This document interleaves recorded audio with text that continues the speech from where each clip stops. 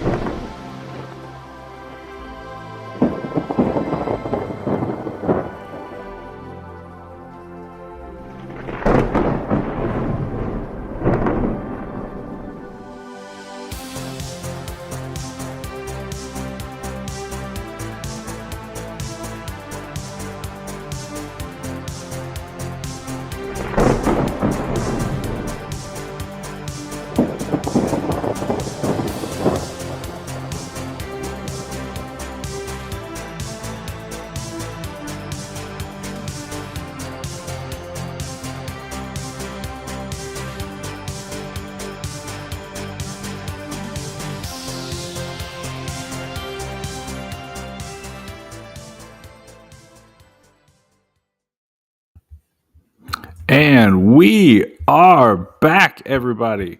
Welcome back to this week's episode of the Bluegrass Sockcast, your home for all things soccer right here in the beautiful Commonwealth of Kentucky. I'm, of course, your host, Mr. Jimmie. That's Mr. Jon. Jon, it's been a while. How are you, sir? Yes, it has. I'm good. How are you?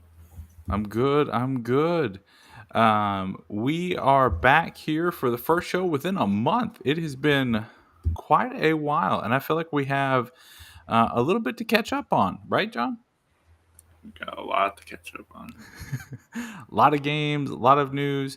So I kind of want to start tonight's show by just kind of talking about what's been going on. Like, where's the show been? It's been a month. What's been going on? So to start, I want to start by saying we're not shutting down. No way. That was never a consideration. That was never anything that we were planning on doing. We had a lot of travel. Or, well, let me be more specific. I had a lot of travel myself over the last month for work. I literally spent 21 days down in Miami, so my life could be worse, right?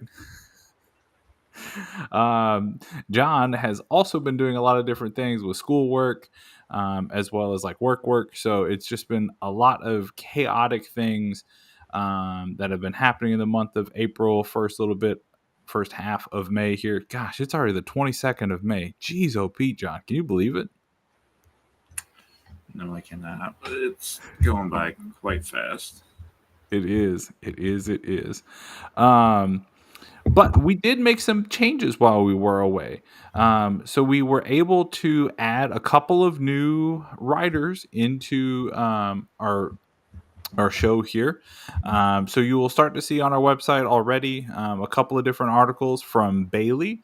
And Bailey will be covering all things women's soccer here in the Commonwealth. So she's currently working on some stuff with the Lexington women's or the W League squad, as well as Yes. she will be doing some stuff with Jon on the Super League, right? Yeah. So Bailey is primarily the W League and USWNT, and then she'll be covering racing. But when the Super League launches, I will still be focusing on that. Okay. I knew As there was a little we bit of a don't want nuance there, but we don't want to throw everything at Bailey. no, because that's a whole sport to cover in herself, right? Like That's all throwing. women's Well, no, that's soccer. throwing 5 teams at her. Yeah. Hey, welcome to the team, kid. Here's 5 teams. Good luck. Yeah. And I'm still So going to be helping out with racing and some the women's national team. But Bailey will be our primary rider for that. and those who say that the W League is basically like giving her 2 W League teams, giving her 1 team because the W League is not that well covered, and they No. themselves don't produce stuff. I keep stats for Lexington's things, and they don't produce um, assists or saves. It's just goals and shutouts. That's it. And then cards. Well, You keep track of cards and minutes. That's about it. and it even there's some of the league's lack of, this is not me blaming, let me be clear, some of the league's lack of record keeping even bit me. For some of you all that saw our tweet earlier today, I wrote it. Hi, I made the mistake. that tonight was not Racing Louisville's first home game. They did host Indy 11 last weekend or the weekend before that.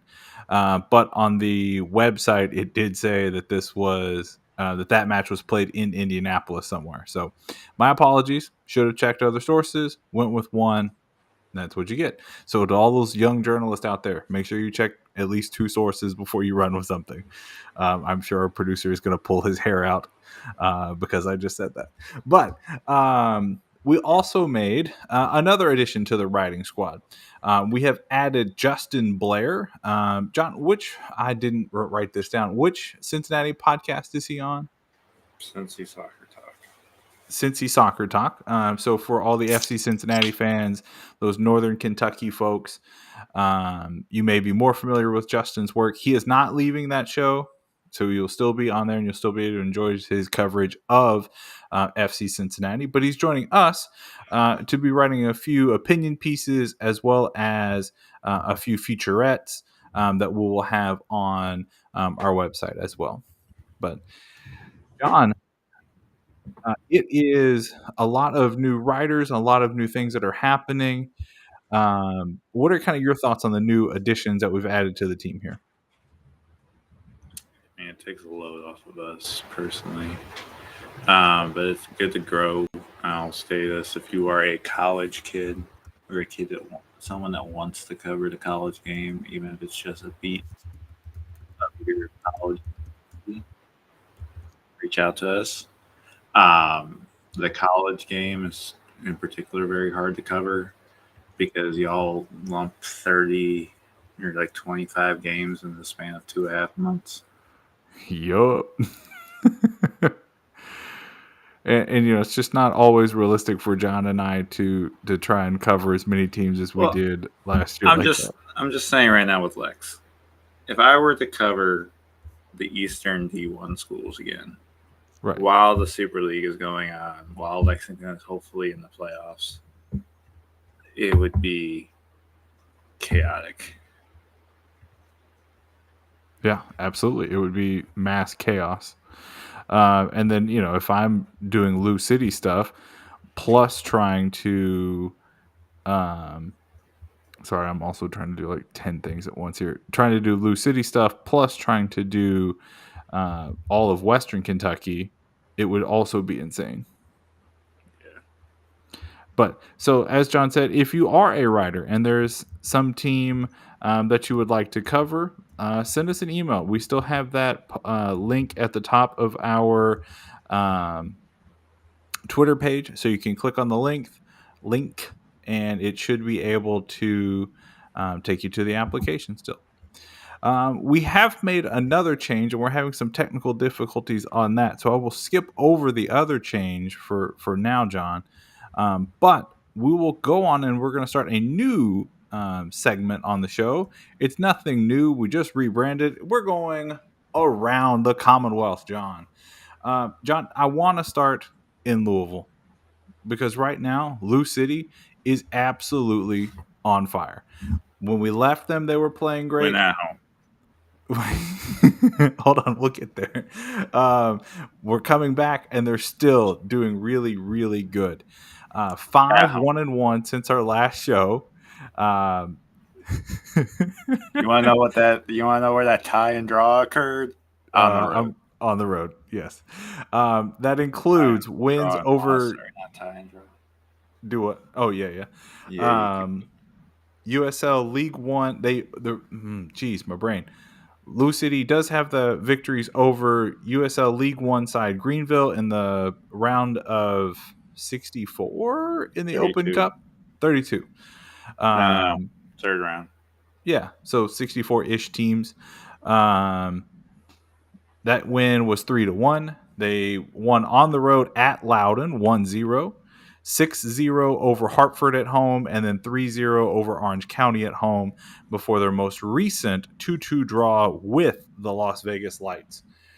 So, John... You forgetting something there, bud? Yeah, I'm skipping something. We'll get to the second Open Cup match in a minute because that's going to be its own thing. But, John, right now, Lou City is playing out of their mind still. Harris is still with his hair on fire out there. What are you liking the most about Lou City right now? To me, it's the embrace of the youth by Coach Cruz. It's very much feels like he's allowing the youth to take over and take charge of this. You still have Sean Tosh and McVay is involved at times, but it's really just it's Harris, it's Jansen Wilson, it's Ray Serrano, it's Davia, it's Kyle Adams. Like he's letting the youth fully take over, I think, and it's like we'll see how it goes as the season draws on. But they are rolling right now. I do also think that's a bit of favorable scheduling. Hartford's not a good team. Orange County was good going in, but they've kind of faltered as of late. Third place in the West. Yeah, that was riding a thing. Like El Paso was up there for a time, and now they're not. El Paso is not. They just fired their coach. So yeah, El Paso went 12th. Yeah, so I'm not saying like that to discredit them, but the best team in the USL right now is Charleston Battery, and the Battery made Lou City look stupid on a short rest for them, but made them look stupid.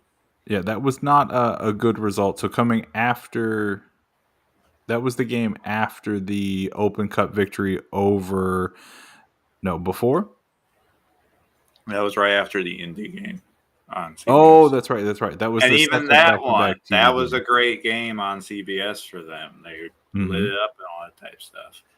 But they also made it was 5-3. They allowed 3 goals in that game. Like it was great for CBS in terms of people watching, but everyone was like, "Oh, this is awesome." I was like, "Yeah, you kind of were letting Indy hang around in that match, and now Indy is on their own tear." Right. So, up to 4th place right now in the East. But John, it's been really good to see them keep playing. As you mentioned, some of the stars, Wilson Harris, the leader of the team in goals right now with 8, Ray Serrano behind him with 5 and growing quickly. I'm really interested to see how those 2 players continue the rest of the season. And continue to see how much Coach Cruz tinkers with the lineup. I think he's done some really good things so far this season of making sure that players are getting a little bit of rest and some of the younger guys are still getting some more experience. But I really think this team is played really, really good so far, except for one. That match in the round of 32 in the U.S. Open Cup, a loss to the Tacoma Defiance. I'm so sorry. I meant to say the Seattle Sounders. A match that, in my opinion, was 50-50. That's not a match they should have lost. The starting lineup was predominantly Tacoma Defiance, but the subs that came in, those were Sounders players. Yes, now that is correct. The Sounders players were mostly the subs. And that is where they blew it. Yep. If it had been all Sounders, it would have been an easy victory for them. They would have walked out 3-1 or something like that. Blue would? No. Seattle would have. Okay. It's personally to me that was the scheduling. That was them where they were at. Yep. And safe stuff. In a terrible stadium. That little stadium, that's annoying. If you're gonna play an MLS club, go play in the big stadium. They couldn't. As I told you when you put out a dumb tweet, why aren't they playing in Lumen? Well, I don't know, because the Rain are playing there at the same time. Play it on the night before. You can't. It was a Tuesday game. Play it on the Wednesday then, because you can play on Tuesday or Wednesday. There's 2 nights. That's not how the draw works. You can make it work. Draws, and that gets where they have to balance the dates and stuff like that. I get it, but it just didn't feel like a big deal. It felt like another chance of the MLS just taking a dump on the Open Cup and putting out a half-baked team, a team that was half prepared of their main starters, and just. Personally, I wouldn't say half prepared. All right, here's the thing. as much as you can hate on the MLS, you can't hate on the players being put in. The next pro players themselves, like MLS, is genuinely becoming a great league in terms of developing players. Right. Granted, we aren't selling them to Europe a ton from the MLS yet, like a consistent load. Like they're not Brazil yet or something like that. But it's slowly developing players. Seattle is still going to get the best of the best in the Seattle area over Ballard, over any of those squads there. Mm-hmm. So you gotta take it what you will. When have you known me to just take it as what it is? I'm gonna run 6 miles down you're the the road. one that ripped Lexington for playing a backup keeper when Lou City has played nothing but a backup keeper in the Open Cup. And that's another reason why I think if they had played their starter in goal, it wouldn't have been an issue. I think they would have made at least one more save. I think Loss was not fully healthy. Yeah. I think he had hip. Why do I think it was a hip injury for some reason? I could totally be wrong on that. But also, you have to play the backup keeper eventually. True. And I do understand that is a part of building up a competent roster, right? Like you've got to be able to have some confidence in your backup keeper. It's kind of like, in American football having a good backup quarterback, right? A lot of teams have the philosophy that the 13th best player on offense should be your backup quarterback. No. What? No. What you mean, no? 13th best. The amount of rotation teams have now, and with their wideouts and the running backs, tight ends, the backup QB is maybe the 20th best person on the offense. No, it's got to be way higher the priority than that. This is not the show. They are not the 13th. Look at Nick Foles. Nick Foles won a freaking Super Bowl because the system worked and they had good defense. And he was competent. He was good enough to be a starter and lead them to a Super Bowl. That doesn't mean he wasn't the 13th best player on that offense. I think he probably would have been. You saw the results. Carson Wentz goes down. And then what did he do in Jacksonville? Nothing. Or Chicago. Anyways, back to the other kind of football. I do agree. I do think there is a good reason to play your younger players in cup play, but I just want to see. I really thought Lou City was going to win this game. Seattle hasn't come in on a good streak, but nonetheless, they didn't, and then now they're out of the cup.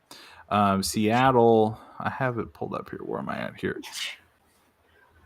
Seattle plays Phoenix Rising tonight again in Tacoma. That match will be kicking off tonight at 9:30 Central, 10:30 Eastern. John, while we're here, let's kind of talk a little bit about the round of 16 here in the Open Cup. Briefly, just kind of want to breeze through the scores from yesterday, and then I'll give you some of the live scores for tonight. Charleston in pens again. Charleston took Atlanta 2 pens, but lost 5-4. John, you mentioned the choke. Charleston did not take Atlanta 2 pens. Atlanta took Charleston pens. Charleston had in their entire extra time had plenty of opportunity to actually score a goal, and they choked scoring a goal. Like, I am talking sailing balls, perfect chances a lot. There was a great chance and the guy just sailed it over. And then in pens, they just straight up Atlanta's keeper gets a little nicked up on his ankle, and then instead of going to his weak ankle side and forcing him to dive, they just sent it down the middle for him to save and then the shootout. It wasn't like a terrible nick up, but he was definitely favoring one side. Right. Well, either way, Atlanta advances to the next round. And we're actually going to take a little bit of a pause there before we jump into it. And I'm going to jump back to some of the news we were talking about earlier. So, as we mentioned, we have added our new writers and we've added a new co host. We had a little bit of technical difficulties. I'm going to take the L on that as well for making sure that the link was sent correctly. But I want everybody to welcome our new second co-host, Mr. AJ Ray. AJ, how we doing, sir? What's up? Yeah. No, So I AJ, joined Discord instead of joining the stream. It's on me. yep.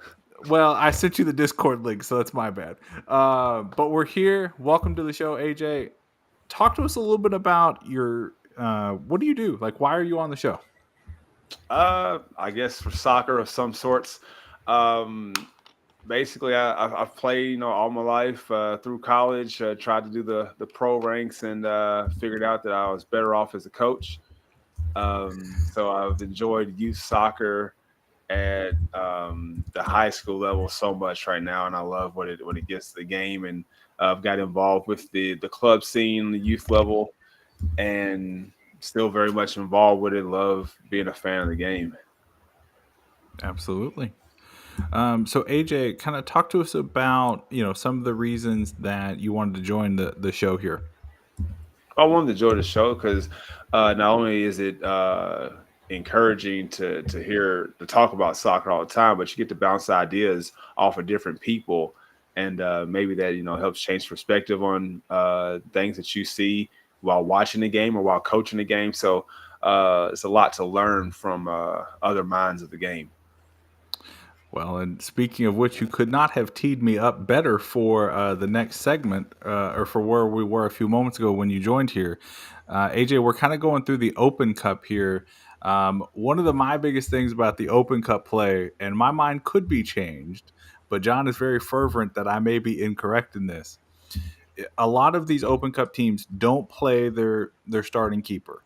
I think that's a faux pas. I do understand you want to develop your younger players and so forth, but talk to me about, as a coach, from that perspective, when you get outside of regular season play, why would you play your backup keeper? Oh, you want to give them that experience. Maybe it's a high level game where they can see themselves on a stage that they haven't been on before, and you kind of see what that player is really made of. It doesn't count towards your standings on the regular season charts, but you're able to just see what your backup keeper is made of if he's able to um, basically navigate the team in the direction of a win. Yeah, I get that, but I want to win. Like, I want to see these teams go full bore every time they hit the field. Yeah, you do. You do want to see that, but I think they look a lot at the development of how they can keep the program going, keep their club going. So give that young guy a chance. And I've seen a bunch of youth guys that's come through our area and they've gotten an opportunity, and maybe they're able to send them out on a loan somewhere. So there's so many different things in it, especially in the American side where money's going to become a factor. So it may just be a stage to send a player off somewhere. That's a fair point. AJ, we were just kind of catching you up on the conversation here. We're talking about the round of 16 in the Open Cup here. We had talked about Atlanta and Charleston. Atlanta winning in PKs at the end of the game. Jon, do you have anything else about that match you wanted to say before we move on?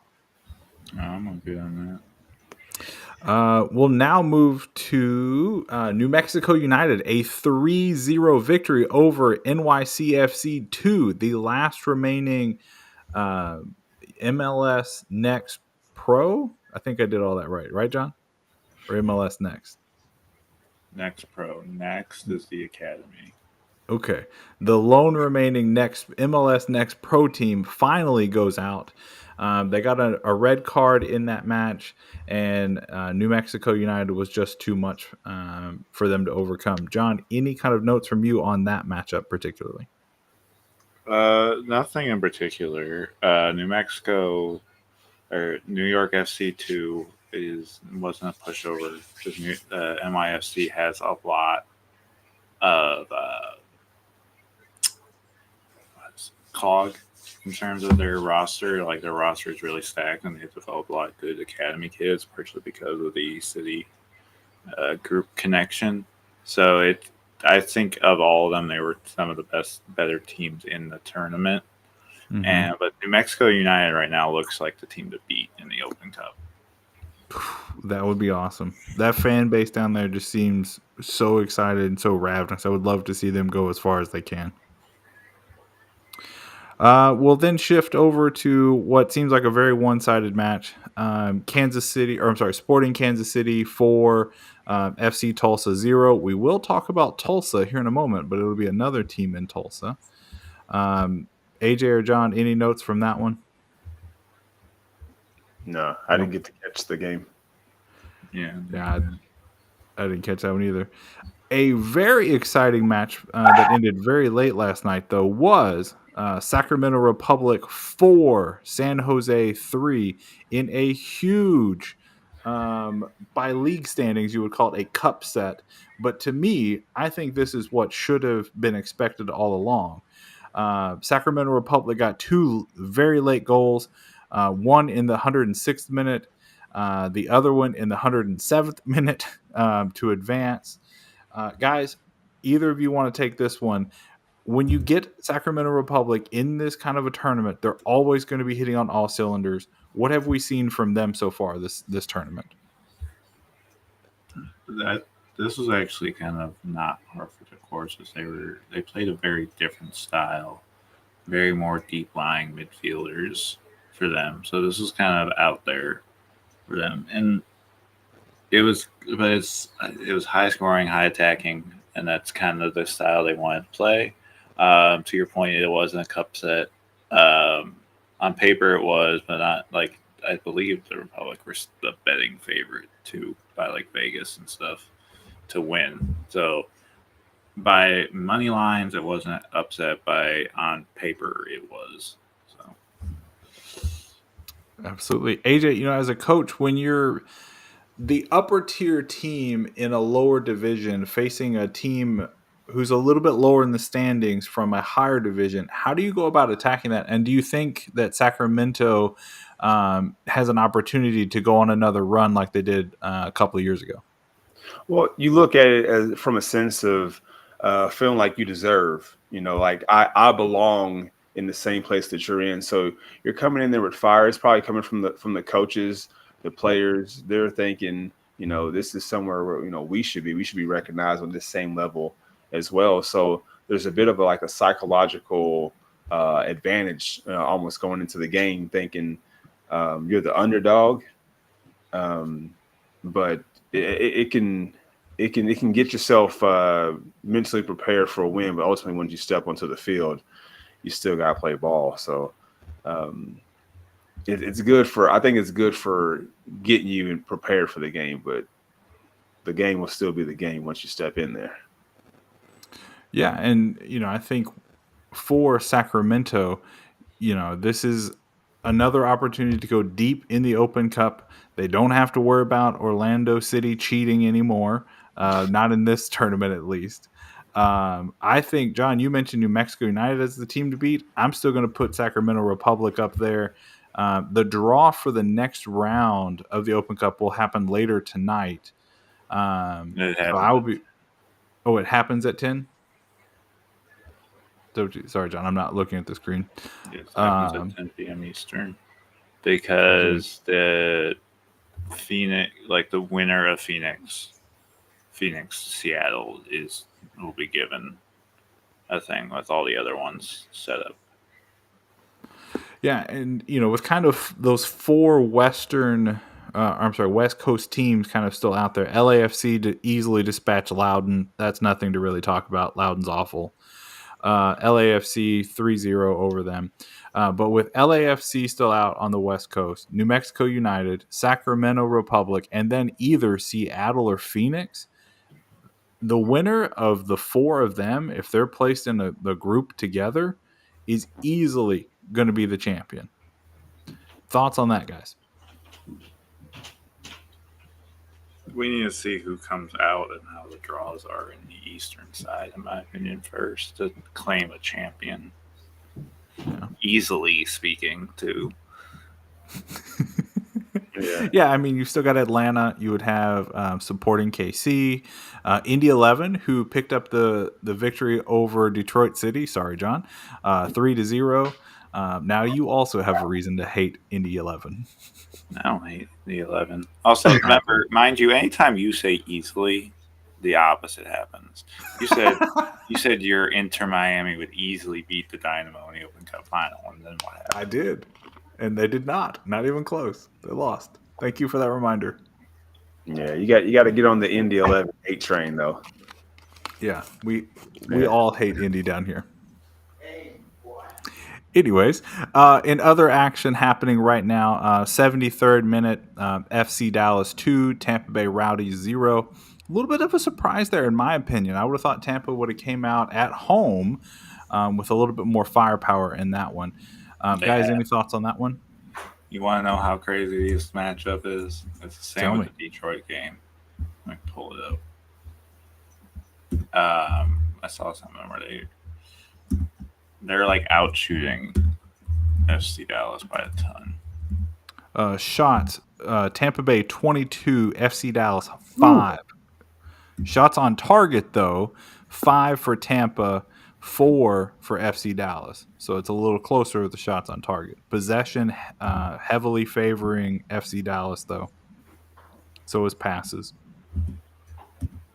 At least these are according to Google statistics. I don't even know how you get to 22 shots overall, anyways. In the 73rd minute, so you're not even like in the last 10 minutes or anything.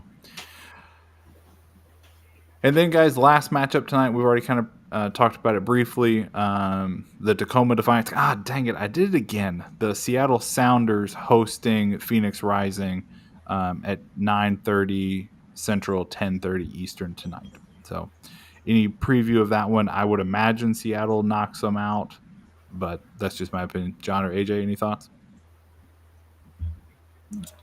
Yeah, see what Seattle puts out and that sort of thing. Phoenix could topple them, but we got to see what happens. Absolutely. Well, we started talking about the Open Cup because of Seattle's Seattle's win over Lou City. I want to double back to Lou City and talk about their next matchup where they will face Rhode Island FC, the newest members of the USL Championship. And to me, this comes down to a couple of different things. This is a chance for Lou City to recover, but also to show their tactical advantages, right? So they've had a very packed schedule. They've had a lot of energy that they've had to focus on different teams. Rhode Island is not looking super strong so far this season, and Lou City should absolutely have the tactical advantage. Coach Cruz should be able to make a very young but still very attacking forward lineup heading into this match. John or AJ, what do you all see from this matchup with Rhode Island coming up this weekend for Lou City?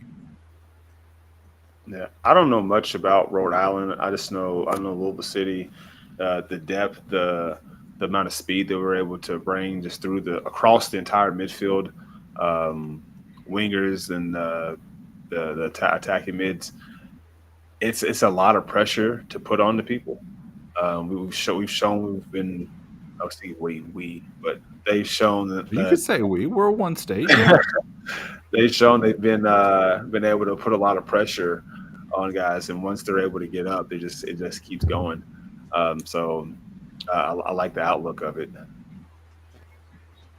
John, any thoughts on the Lou City matchup this weekend? They're going to Rhode Island, right? No, it's at home. Then they're going to roll them because, Rhode Island just got rolled by the Switchbacks. Yep.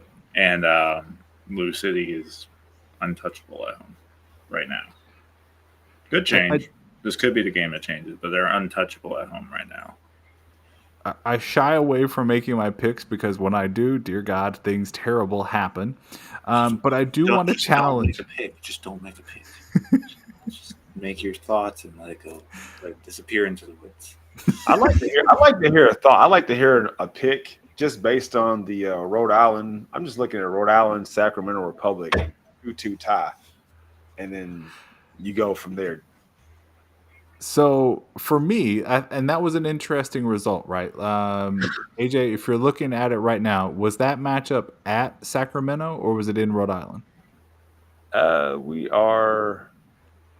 think we're at Sacramento. Okay, so that's what I thought I saw when I was writing the article. I think Rhode Island has a chance to get a draw. I don't think that Lou City should walk away with less than 1 point in this matchup. Now, I expect them to win, but I do want to challenge them to kind of focus on finishing some of the chances that they've had in the last couple of matches. Yes, they've put up some impressive numbers. They had a 6-0, a 3-0. They've put up some really good stat lines, but they could have been even more. So for the boys in purple for this weekend, continue to focus on that final third and finishing all the chances that you have. Don't let Rhode Island hang around up 1-0 or something like that. Knock them out early, get up 3, 4, 5, and then let's take our foot off the gas. But guys, let's shift our focus now over to Racing Louisville. So while Lou City has been doing really, really good, Racing has been a little bit mid, if I'm being honest. 1-3-2 since our last show. That included a 0-0 draw with San Diego, which was nice. A 5-1 victory over Utah, which was really impressive. A 1-1 draw with Gotham, a 1-0 loss to Orlando, 2-1 loss to Washington, and then the 3-3 comeback draw against Kansas City. So, guys, where does this team stand right now? Not literally in the standings, but like as a franchise, where does this team fit into the NWSL right now? They're the wild card, in my opinion. As right now, it's the team that can't ever get like best people truly. That's either a draw, they go up and they get a draw. The Utah game different than that, or they're going to lose to a better team. It's going to keep it close but lose, or they're going to pull out a draw somehow. They are that annoying team, but it's annoying for the better teams to play because they're not, as a fan, you're not going to get the best of those other teams. You're not going to come out with necessarily a positive result. And I just want to emphasize John's point there. They're currently sitting in 10th place in the table, but they have a positive +2 goal differential, and the two teams that are above them with more points, one has a -5 goal differential and the other is 0. The 7th place team has a +1. The 6th place team has +2. So if it was just based on goal differential, Racing would be up and tied for 6th place. But and to be fair, they are 6 points out of 6th place with a game in hand. Yes, so that last point was what I was going to make. They've only played 9, where the majority of the league has played 10. Assumedly, they'll catch up later this summer in that matchup. AJ, from kind of your perspective, Racing Louisville, what are we doing here? Looking at seeing if we can go to the Super Wild League. We can give that a shot. But no, I think they're fighting, and that's all you can ask. I mean, sure, not from a coach's standpoint, you probably want a few more wins in there. May's been kind of rough. So maybe they're calling for a change here later in the year. But as a club, you're saying you're right there in every game. You're right there. What's the last finishing touch? Or why are we starting so slow and having to play catch up?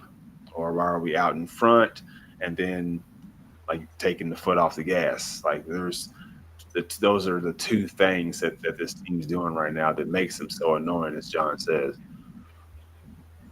Yeah. They now they're one of 14 teams, right? There are 2 teams that only have 1 win. Utah, yep. bottom of the table, and Racing.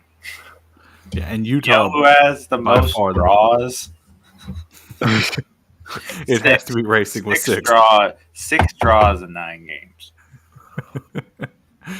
AJ, as a coach, does that make you just want to pull your hair out, or do you just accept it? 6 draws, you accept it. I guess I've been there before. You drop a lot of games that you should have definitely won. It's definitely aggravating, but you kind. But when you're on a points table, you're kind of thankful for the point because it does keep you in play. But when you have games that you should have won, or games that are 0-0 that you should at least put one in the back of the net, it's frustrating. And that's in particular on the Racing side. They're back to the go up and then blow the lead. The KC game, they came back, but they've had multiple games where they're up and then they blow it.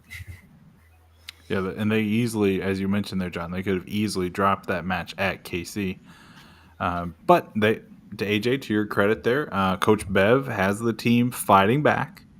They got that draw.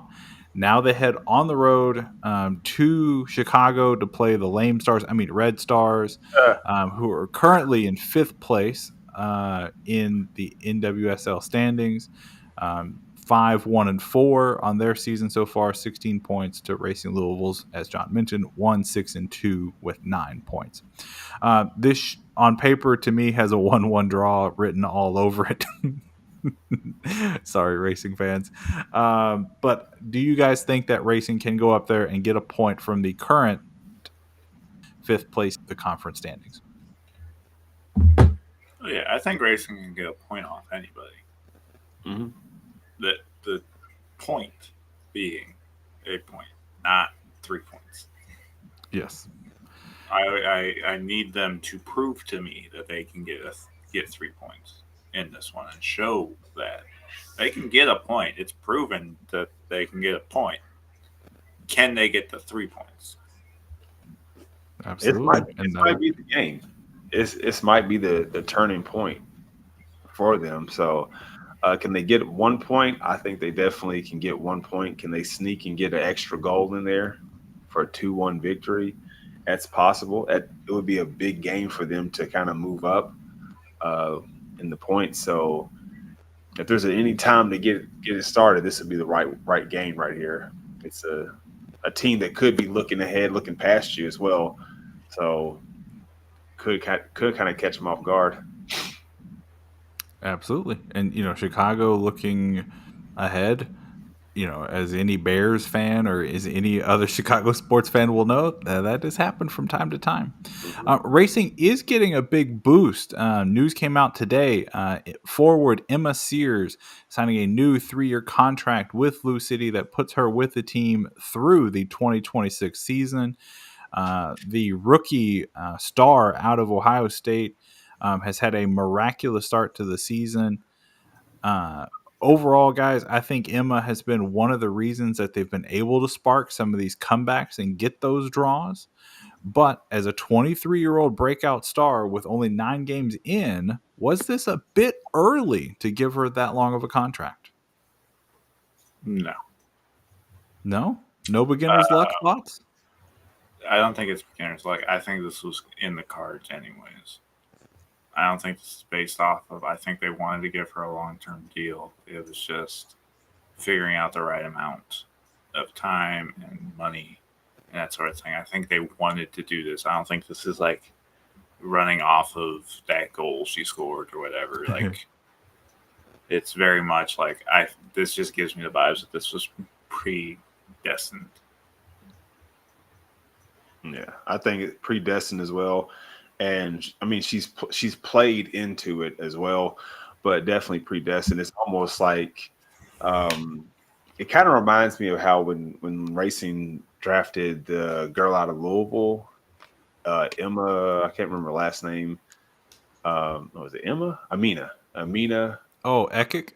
Yes. Kind of drafted her, like kind of told her like we're going for you and we're going to have this and this laid out for you, where she didn't really play up to it. And I'm not sure where she is now, but Sears has been wonderful for him. So and it's just kind of been in the cards.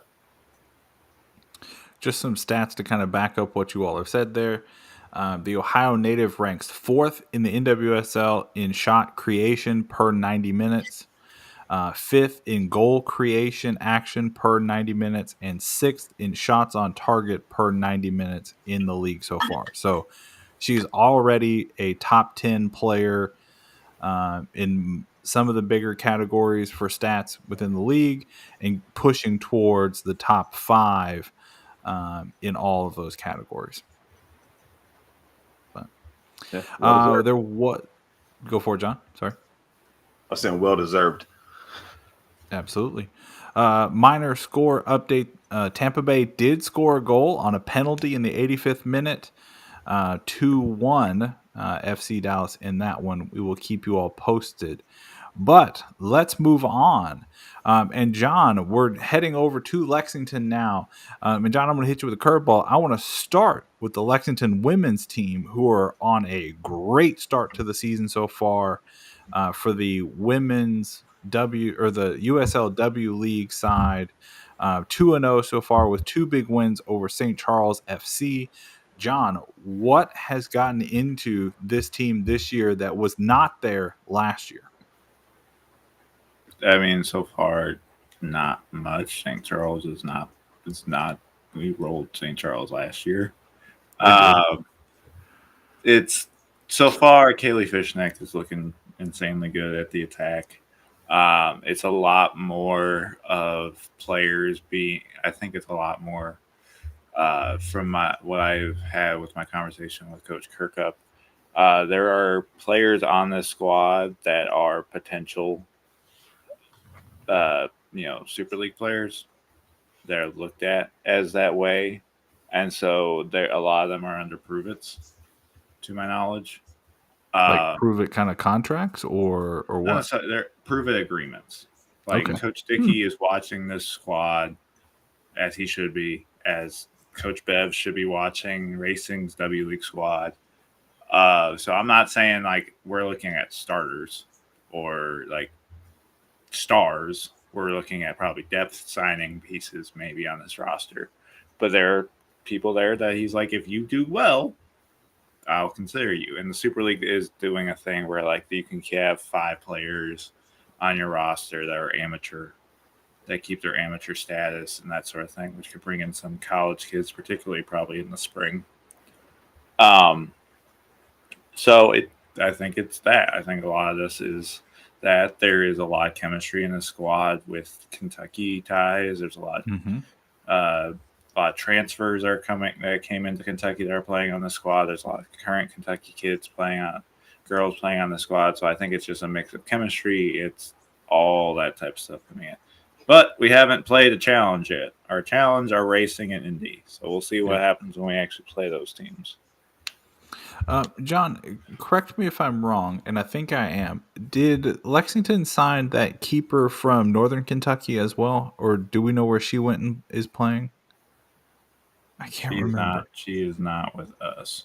No. Okay, I must have misread that somewhere. We have Anna Rexford from Cincinnati. Cincinnati, that's who I saw. We don't have any NKU players. Okay.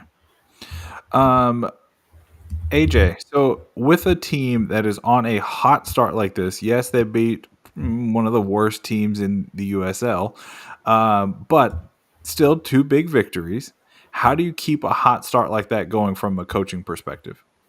I think you just keep everything you're doing going. It's the wins are just part of the momentum. It's the fuel to the fire. Every team, when a season starts, you have an end goal. So right now they're on a hot streak. They're just going to ride that wave until it's time to tinker with it a little bit. So I think whatever coach is doing, whatever the players are doing, your routines, your pregame, you keep doing the same thing and don't try to fix anything that's not broke. Absolutely. The Lexington women's team now will head to Kings Hammer, which is in Cincinnati area, on Saturday, the 25th. for their next matchup, and that will be their first test. Again, not St. Charles, but a team that's a little bit better than St. Charles. I don't know. They gave Indy a run, but then Racing rolled through them today, so I don't know. I think from Lexington's perspective, they're better than St. Charles, but they're still not as good as Indy or Racing Louisville. Fair? Yeah. All right. That's fair. It's hard to say because I was like, oh, they're going to give them a run. They gave Indy, they came back and tied with Indy. And then they went to Racing today and they lost 6-1. True. Absolutely. So, John, let's now shift gears over to the men's team. Not doing so well in USL League One play. We'll talk about that in a second. But they are 2-0 in the Jägermeister Cup with a 1-0 victory over Madison and then a thrilling 2-2 victory over Fuego. John, how has this team flipped a switch and started so well in this tournament?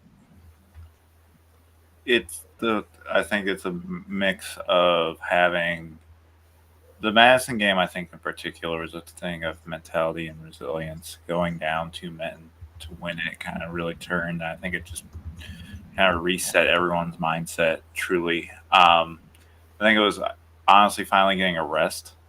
They played 7 games over 6 weeks, so where other teams were kind of getting a rest. Now it's kind of been dumb. We're not going to play our first league game we'll play our first league game in like 6-7 weeks next weekend. On June 1st at Madison.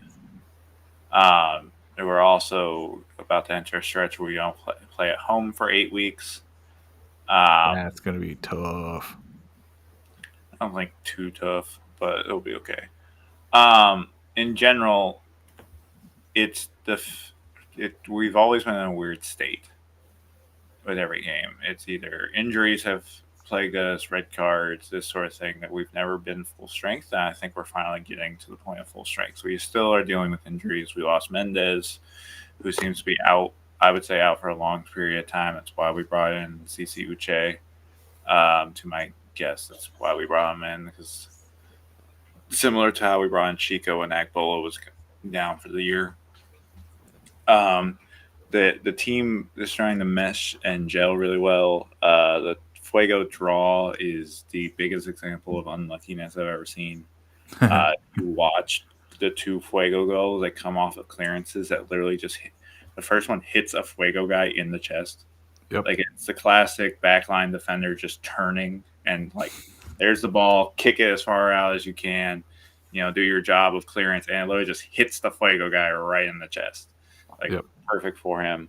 And then the other one was just like the most unlucky thing ever. But we dominated the penalty shootout, walked away with the extra point, and we're going against a Red Wolf side that's kind of been stumbling as of late. So they can keep this kind of roll going.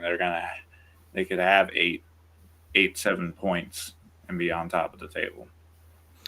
Yeah, as John mentioned, they traveled down to Chattanooga to the Lame Wolves this Saturday for what is their last of the current run in the Jägermeister Cup before they go back to regular season play, and then they kind of pitter-patter back and forth for the month of June before returning home on July the 6th. So, John, as you mentioned, this is going to be a long stretch here, kind of balancing between different cups. What are you kind of expecting this Saturday for versus Chattanooga, and then moving forward beyond there for Lexington? I'm expecting if we can keep the momentum going that we had in that first game, against Fuego, particularly in the first half. Adding in Yoncom and Robertson, I'm expecting a lot more kind of ball dominance, a lot more attack dominance out of us, not letting Chattanooga get into it. Akon is looking great with Fox. Overall, it's just, I think we will be better knowing that we have Yoncom and Robertson in now that they are done serving their red card suspensions, and hopefully the youth in Lancaster will be a little not as bruised up as they were. Yeah, they did have a little bit of a rest, right? Did they have a week off since their last match? So we went from playing seven games in 6 weeks to having a week off, game, week off, game, week off, game. Yeah. So we went from having 7 in 6 weeks to playing 3 in 6 weeks. AJ, kind of what are you expecting to see from Lexington in this matchup this weekend with Chattanooga, and then managing that kind of a schedule that Jon was describing? Well, I think like you said, you just keep it rolling if you're able to do that. Having a little bit of time off is able to get that, lactic acid out of your body, and be able to be fresh out there on the field. I think if they're able to just continue doing what they're doing across the field, then they should be able to come out successful. That's why you go out there and play the games to win them. So I think Lexington's got a good fair chance of doing that. Absolutely. I expect Lexington to go down to Chattanooga and get a victory. We all know how much I hate the Blue Wolves, the lame Wolves. Like I don't understand why this club even exists. But nonetheless, they do. Terrible stadium. And I just really hope Lexington goes down and whoops their tails, puts their wolf tail between their legs, and they just cry after a 3-0 Lexington victory. Bring it back on to the regular season when they play on June 1st at Madison.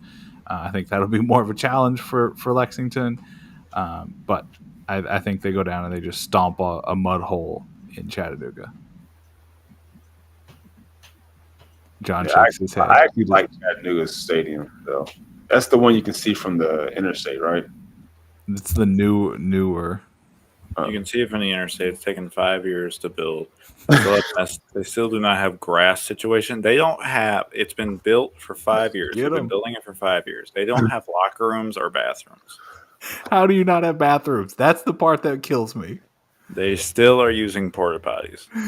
The stands are nice. It's like they decided to build the stands first and then everything else after. Yeah. And it's just dumb. Welcome, AJ. We disdain the lame wolves.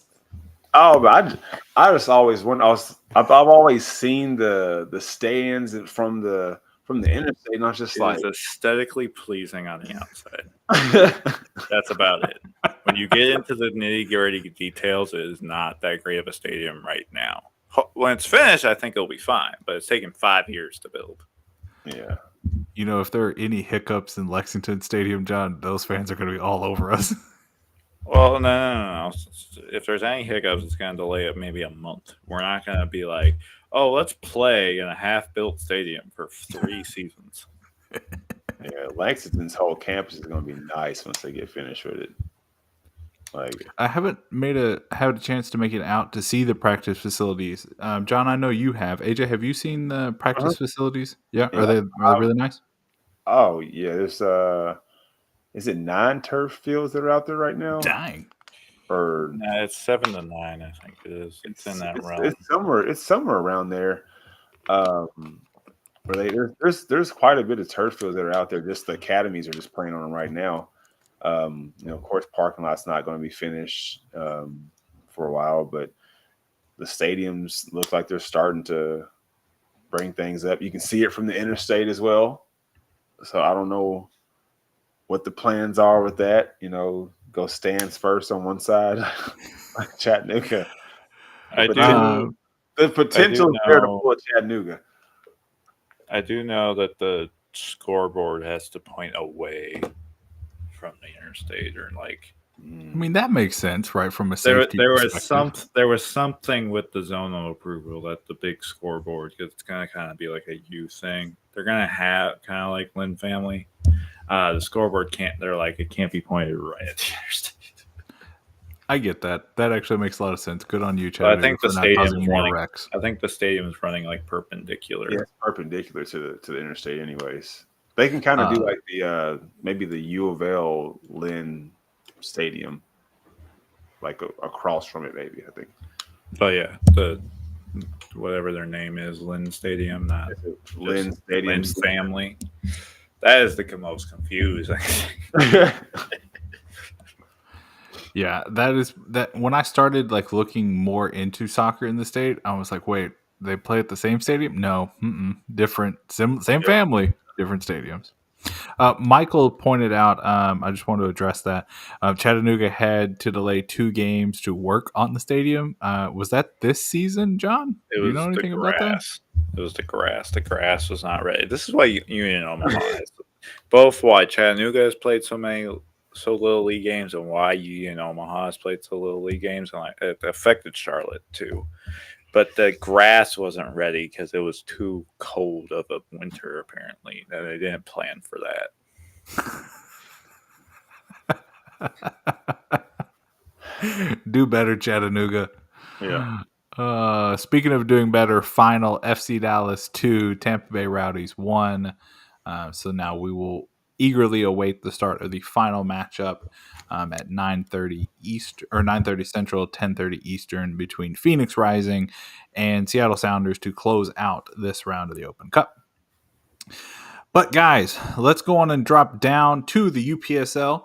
And I kind of only want to focus on the top 4 teams in the Kentucky-Tennessee division for now, just because otherwise we're going to be here all night talking about just different UPSL teams. Starting out currently in 4th place in the Kentucky-Tennessee standings are the BJFC Golden Lions. Since our last show, they had a 1-1 draw with Southern Indiana. A massive, I cannot emphasize, a massive letdown against Tennessee Tempo. They lost that game 5-4 after being up 4-1. Now, AJ, I don't know if you had a chance to be at that game, but that was the most disappointing thing that I did while I was in Miami was watch that game. Yeah. So I didn't go to the game, but I watched it on the live stream, and they went up 4-1, and I was like, "Oh yeah, this game's over." I turned it off. Yeah, and I started getting messages through a group chat. It was like 4-2. It was like 4-3, and I was like, "Hold on, let me turn it back on real quick." It was like 4, and I think I saw a PK hit. It was like 4-4, and I was like, "All right, turn it back off." I was like, "I want to hear about it being a 4-4 draw."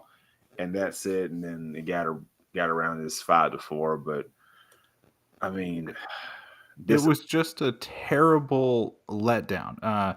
Coach Evan and the team there, like that was just unacceptable. You had your chance to slay the dragon. Yeah. Tennessee Tempo has dominated since they entered. Back when they were Beeman, even now as Tennessee Tempo, even more. This is the dominant team in this conference and one of the best UPSL teams in the country. And you had them by the throat, and you couldn't finish the job. Yeah, they did. I mean, I think they just ran out of bodies to put out there of quality. And True. You'll probably talk about their next game, but as the college kids started getting out of school, the quality of training started picking up over there at BGFC, and then results are a little bit different now that they got some of their talent back. So could be a matchup that we'll see again down the road. I sure hope so. As AJ was alluding there, next matchup for the Golden Lions was a 8-1 thumping of the Jackson, Tennessee Boom. I think they hit them out of the ballpark. Home run, 8-1, final score on that one.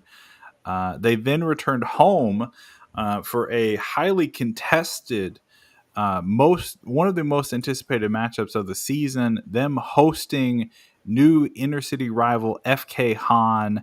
BJFC came out on top 5-3, had a couple of moments where FK Han made it very interesting, but in the end, BJFC did pull it off. And then this past weekend, another little shakiness at times, but a victory nonetheless, 4-3 over Chattanooga United. John or AJ, kind of what are your thoughts right now on the Golden Lions? Because I have a lot, and I want to hear y'all's thoughts first. They're streaky right now. I haven't gotten a chance to watch them much, but from the results I'm seeing, they're very streaky. They seem to be a first half team, and they seem to not know how to like park the bus per se, or like play defense, and when a team is going to be going more on the attack come the second half, I think the style of play is working against weaker teams like FK Hans, but when you go up against a stronger team like Southern Indiana in this case, it's not necessarily working out. Yeah. And I think that comes down to the midfield. Like, I know we talked about that a lot on the broadcast the other night, but if you can control the midfield for the whole game, this team will get those 8-1 victories, those big victories like I was talking about. But when you've got some aging players, I don't want to call them old yet, some aging players in the midfield that can lose control of possession relatively easily from time to time, you're going to turn the ball over. And that's exactly what happened in that matchup with Tempo. They lost control of the midfield, and then Tempo was off. AJ, from your perspective, what do the Golden Lions need to do in their final 3 games? I think continue to incorporate the new and young players that they were missing before. I do know one player from FK Han was released and transferred to BGFC. He's a former, I guess, amateur signee of Louisville City, but so he's Wait, in. who was that? Anthony Cano. Okay, Cano. That's what I thought. I saw that he played in the last game, and I was like, wait, I didn't know he was back. Yeah, so former St. Louis City player. Louisville City, St. Louis City, and BGFC. Yeah, so FK Han now back to BGFC. So he's back in the mix with them. He's had long-time chemistry with Josh Head. They grew up playing club together. The both of them went to. Did Josh go to Cincinnati first and before Lexington, or he was at FC Cincinnati too first? So they kind of went in different directions, and I'm hoping they get another player back. It was 3 of them on the same club team. 2 went to Louisville City, 2 went to Cincinnati, and 1 went to Cincinnati. Now, hopefully, all 3 of them can be back at GFC and kind of spearhead the rest of the season for them. Yeah, and all of the UPSL is off this week, so there are no matchups, at least that I saw in the Kentucky-Tennessee conference. But for BGFC, final 3 games are super, super important, not only for them to stay in the top 4 so they make the conference playoffs, but for a little bit of bragging rights as well. They will host PCDA, which is a pre-college developmental academy, on June 1st. Before hosting they don't leave Bowling Green the rest of the season. I just noticed that. They will host Southern Indiana, which could be a matchup for a chance at getting up to the 3rd or maybe even 2nd. That was a draw earlier this year between those 2 teams. So Bowling Green now with more firepower, can they overcome Southern Indiana? And they end the season on the road, and I put that in air quotes for our podcast listeners, at Warren Central High School against FK Han, and that will determine if BGFC can win that one. I think they will effectively tie FC Leopards for the best in the city, so there will be a split BG Cup this year in our city. But what was that? A little chuckle. Oh, sorry. Moving now up to Southern Indiana. Southern Indiana, since our last show, has played really, really good. They had a 7-0 victory over Chattanooga United, a 5-0 demolition of Paul DePay, that 1-1 draw with BGFC, as I mentioned, a surprising and late 1-0 victory over FC Leopards, a 3-3 draw with PCDA, and then a 2-2 draw with Tennessee Tempo. So, guys, if you're looking at Southern Indiana here, what are you seeing that's different from them now as earlier in the season when they were dominating teams coming off 2 straight draws? Well, I think just before the season started, I thought Indiana was going to be the team that competes with Tennessee Tempo all along. Their styles are similar as far as just like all their players being very technical. So I think the BGFC game was probably a letdown for them. Good result for Golden Lions, but definitely a letdown for them on the standings. And being able to tie with Tempo, probably another letdown for them, as they could be one of the better teams or the best team if they want to. Yeah, still undefeated on the season, 4-0 the way UPSL calculated is wins, loss, draws. So 4-0-3 or 4-3-0, however you want to look at that. But I really think they've cooled off here. I think it's just that they threw and they were so prepared for the season that it's just the kind of end of year or like mid-season drag that like a lot of new teams don't really know how to prep for, and it's just they're hitting that first wall, and it's just having to get through that. Absolutely. Southern Indiana closes out their season, their final 3 matchups at home versus FK Han. I expect Southern Indiana to have a flawless victory in that one. I'm thinking 3 or 4-0 at best, or I'm sorry, at worst. Then that trip to Bowling Green to play the Golden Lions that we talked about. And then their final game of the season at home against Jackson, Tennessee. Boom. And that's going to come, or that will determine where this team finishes. Do they close out with 3 straight victories? Do they go 3 wins, 1 draw? Or I'm sorry, 2 wins, 1 draw?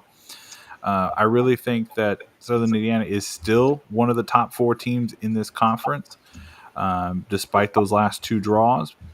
But we'll see. Maybe if there's no reason they shouldn't blow out FK Han. Sorry, FK Han. Not sorry. But those last 2 games will really determine the rest of their season. Moving on, but staying in Bowling Green, though, we go to the second place team, the other new squad in the Kentucky-Tennessee Conference, FC Leopards. Since our last show, they are coming off of a 2-1 victory over PCDA, that 1-0 loss that I mentioned to FC Leopards, and then one of the most interesting results of the season so far, Tempo 7, FC Leopards 1. That just blows my mind how FC Leopards was riding on such a high and they just got smited. The Tempo put the clamps down on FC Leopards and did not let them out of the boom boom room. If you got that reference, I'm sorry, you listen to way too much sports radio like I do. They then rebounded with a 2-2 draw at Jackson, Tennessee. Or I'm sorry, at home against Jackson, Tennessee. Boom, before dismantling FK Han 7-1. Guys, FC Leopards started out so hot, but now have had their last 3 1 win, 1 draw, and 1 loss. What's going on with the Leopards?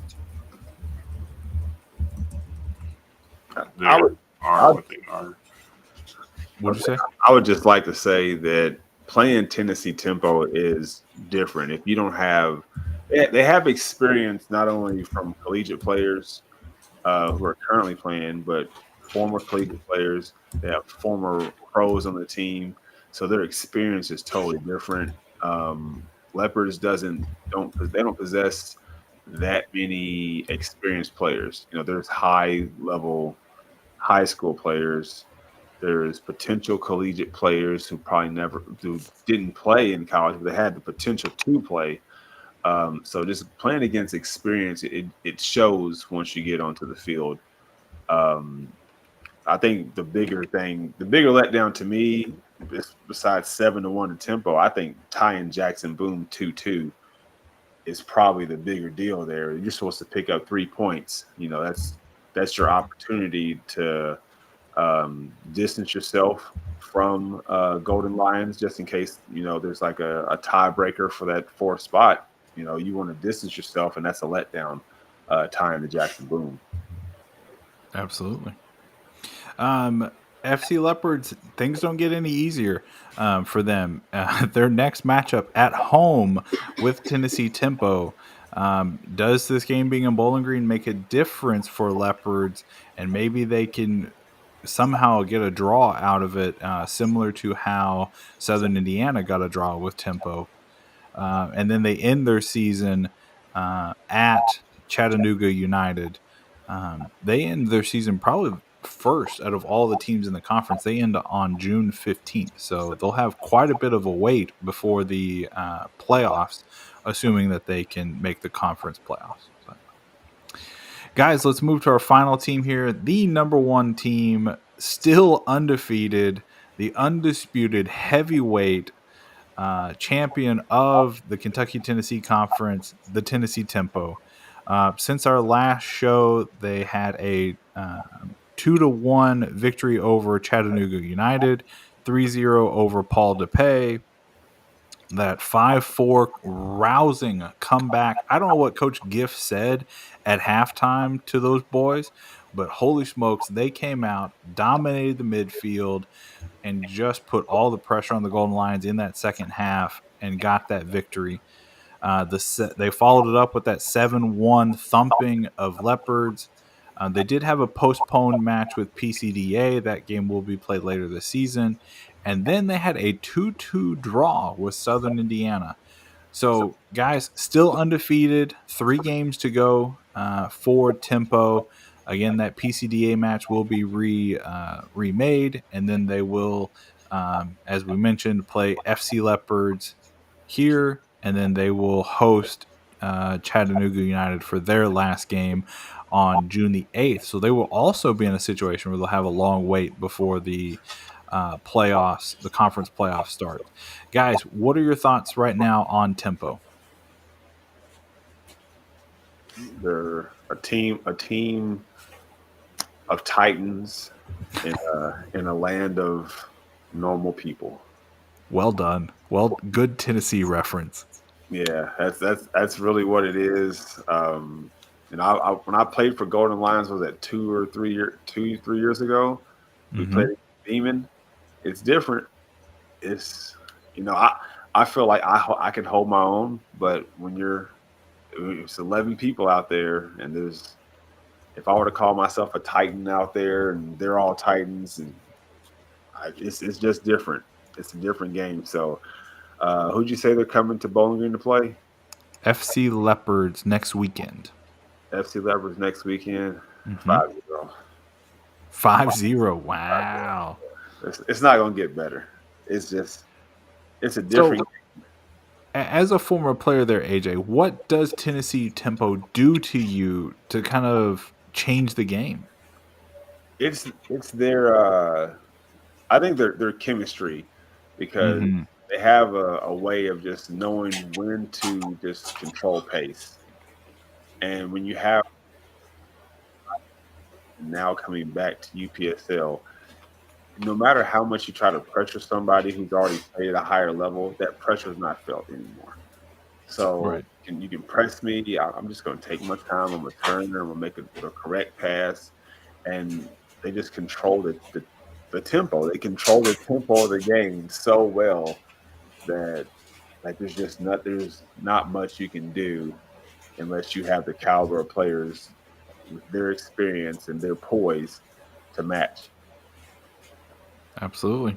And hey, FC Leopards is different at home. When they played BJFC at home and got that 2-1 victory over them, I think that Leopards may have a chance in that game. I'm going to say it's going to be a little closer. I'll go like 4-2, something like that. But we'll just see. Guys, that will conclude our new opening segment of Around the Commonwealth. But we're not done today, guys.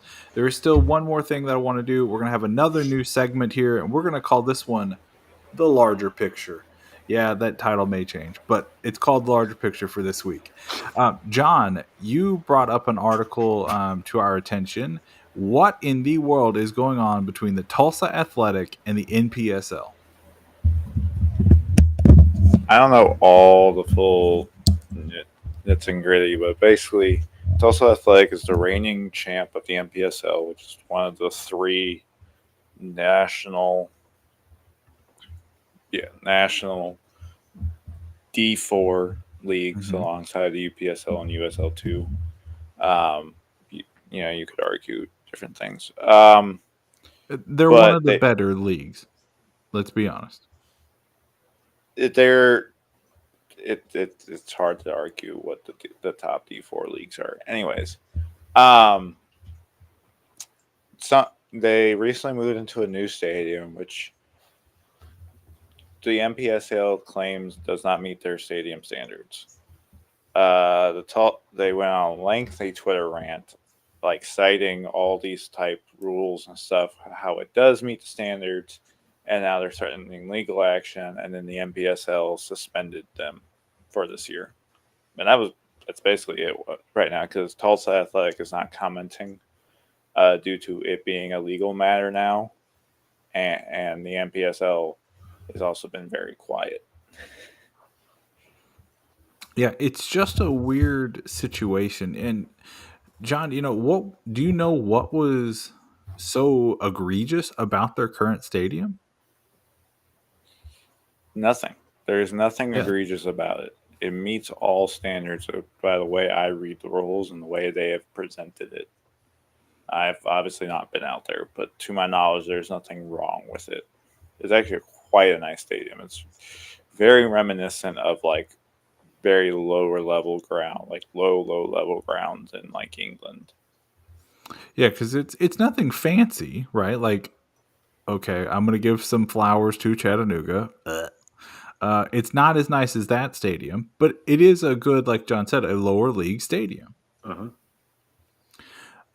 AJ, from your perspective as a former player, when you're on a team that is trying and fighting like heck to stay in their league, how do you manage that? It's hard. I mean, I've actually been there before. Just like in college, I went down to Nashville Metros. I don't know if anybody's ever heard. I used to go to those games. Okay. So I used to go down and play down there, and we played on a similar type field, I guess. And then ultimately, not the one that Belmont plays at. Was it Rose Park? Rose Park. Was it not Mike Rose Park? I think it is Rose Park. Sits up on the hill. Yeah.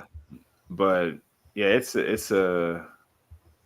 trying to stay in the league, or even trying to get a owner. Now their owner definitely wants them to play and stay in the league. I had a chance to watch some of the I guess interviews by one of the owners of their team, but it's just difficult to kind of keep your players' heads up in that situation where they've done all this training, they got themselves prepared, and like right before the season starts, it's hey, you're out of here.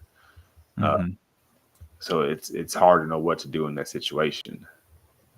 So, Jon, do we know contractually what's going to happen to their players? Are they free agents? Or are they locked in and can't play for anybody? Or Tulsa Athletics still exists. They feel the UPSL side. Yeah, but they I just didn't know can't if play in the NPSL. So those players could come down? Are you saying the NPSL is over to UPSL? I would say so, yes. As a UPSL fan, yes. Personally, you say no? Why? No. Personally, USL2, UPSL, NPSL are all one level because they have all good top level teams that are good, and they all have crap teams. They all have middle tier teams. You have Tennessee Tempo and UPSL that could take it to town on any team, but you also have like FK Hans, and there are teams in USL2 that get dunked on. There are teams in NPSL that get dunked on. It's this what happens at this like organized amateur level. You have serious teams and you have not so serious teams. Remember, El Forito is in NPSL.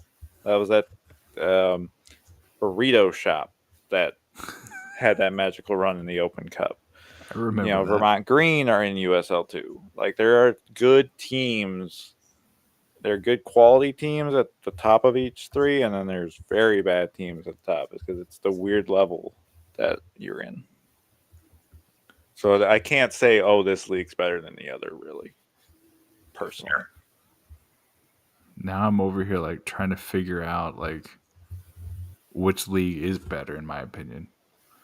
I do think NPSL is probably better. Maybe NASL. No, it's Division 2 or 3. Sorry. You mean NISA? Yeah. You said NASL. Yep. That's the defunct one, right? Yes. Yeah. That one only exists by the owner of the guy who owns the New York Cosmos branding, as he is suing the United States Soccer Federation. One of the commenters here, UPSL difference is they let anyone in for $$ NPSL is more careful. That's true, and that's what They're I'm more kind of careful, but they kicked out one of their largest brands because probably some backwood dealing, and there is a whole thread, and Fahad shared that in our little Discord. There's a whole thread of this guy that went for like 3 hours, just like every random hypocritical thing the NPSL has done. It is the longest thread I've ever followed on Twitter. I will have to go back in and read through the majority of that. I read through That some man, of it. I originally saw that and I was like, okay, whatever. And then people kept sharing it, and I went back and it was more, and it just kept going and going and going.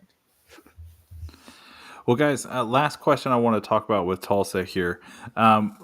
What does this mean for the future of other small market teams who get in a quabble with their leagues? Is this going to be a potential blueprint of what could happen to some smaller clubs where they just get kicked out of their leagues?